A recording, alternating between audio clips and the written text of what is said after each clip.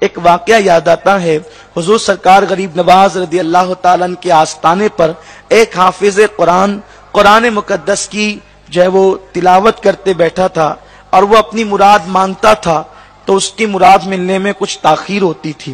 اس نے دیکھا کہ ایک شخص آیا یا ایک خاتون آئی جو نیک تو نہیں تھے، بلکہ ان کی برائیاں ان کے چہرے سے اور ان کے کردار سے ظاہر تھی۔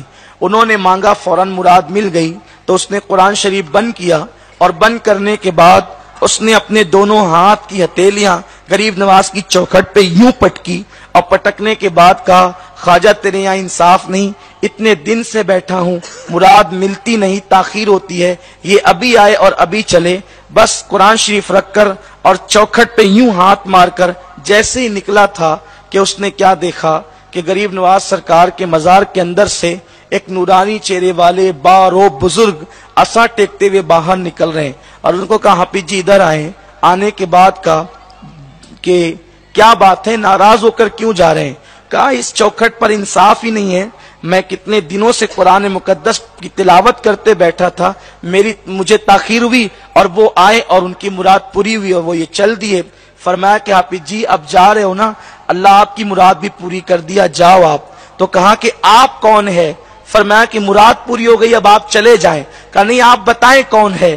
تو فرمایا کہ جس کی چوکھٹ پہ مانگنے آئے تھے وہ میں ہی تو ہوں، لیکن حافظ جی جاتے جاتے دیکھ جائیں۔ اور آپ نے جب اپنی پیٹھ پر سے کپڑا ہٹایا تو پنجوں کے نشانات دونوں آپ کی پشت پر موجود تھے۔ ان حافظ صاحب نے کہا، یہ کیا؟ کہا کہ جو تو نے میری چوکھٹ پہ مارا ہے وہ میری چوکھٹ پہ نہیں بلکہ میری پشت پر ہے۔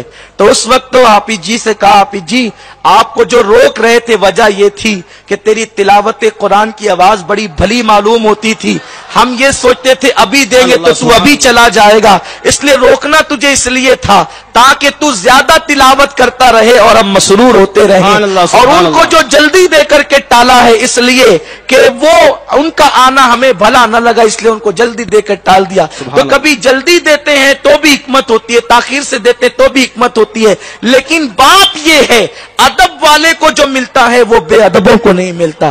اس لیے جب مزارات پر جائیں تو ادب کے ساتھ جائیں۔ اللہ ہمیں ادب کی توفیق عطا فرمائے۔ آپ نے سوالات کیے، ہم نے جوابات دیے، اور یہ اللہ کی توفیق سے جو صحیح ہے وہ اللہ رسول کی طرف سے ہے۔ اگر اس میں کوئی غلطی ہے تو یہ میرے نفس کی شرارت ہے، اگر کوئی غلطی ہو گئی ہو تو اللہ تعالی معاف فرمائے۔ سبحانک لا علم لنا الا ما علمتنا